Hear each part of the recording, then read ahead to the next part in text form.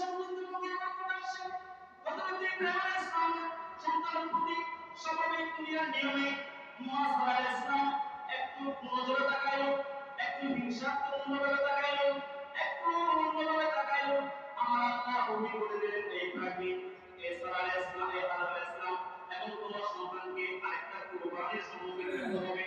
তোমার মায়া দয়া ত্যাগ করে, তোমার মায়া দয়া কুরবানি করে এমন জায়গায় রেখে আসো, নির্জন জায়গায় রেখে আসো যেখানে কোন মানুষ নাই, জন নাই, কোনো কিছু নাই, ওই জায়গায় রেখে আসো।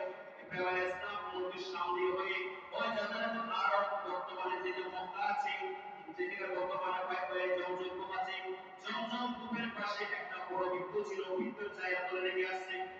বৃক্ষের ছায়া তলে লেগে আছে, কিছু পানি দিয়ে, কিছু খেজুর দিয়ে নিজের আপন পুত্র বৃদ্ধ বয়সে সন্তান পেয়েছে। আমাদেরকে যদি সন্তান ত্যাগ করার জন্য আল্লাহ